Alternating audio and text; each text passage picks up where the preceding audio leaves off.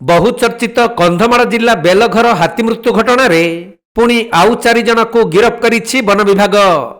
तेबे हाथी मृत्यु घटना को चपाइबा पई तदंतकारी ऑफिसर एसीएफ और वन विभाग को मिथ्या तथ्य देइथिबा अभियोग रे deputy ranger Vinay Kumar BC निलंबित होई फेरार होइछंती।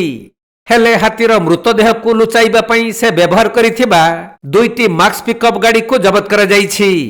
आउ हाथी मृत्यु घटना रे संपृक्त थिबा झेरीपाणी गाँव 2 शिकारी थबीर पात्र और शिक्षण पात्र को गिरफ्त करा जाइछि। सेमानक निकटरू 3टी देशी बंधुक, शिकार रे व्यवहृत तार, विपुल परिमाण रे वन्यजंतुक सिंग, हाड़, चमड़ा और दांत इत्यादि जबत करा जाइथबा बेले केसिंगार 2 जन ड्राइवर अलेक हियाल एवं दुष्मंतपुड़ को मध्य गिरफ्त करा जाइछि। एही 2 जन ड्राइवर निलंबित डेप्यूटी रेंजर विनय कुमार बिसिंक सहित हाथीर मृतदेह को लुचाइबारे सहयोग करिथिले।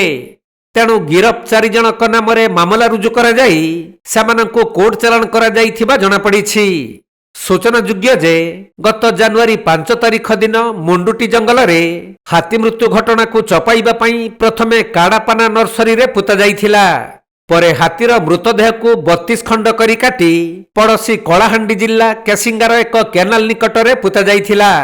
एही घटना रे deputy ranger Vinay Kumar BC निलंबित होइथबा बेले विनयक ड्राइवर हृषिकेश पंडा को पूर्वरु गिरफ्त करा जाइछि।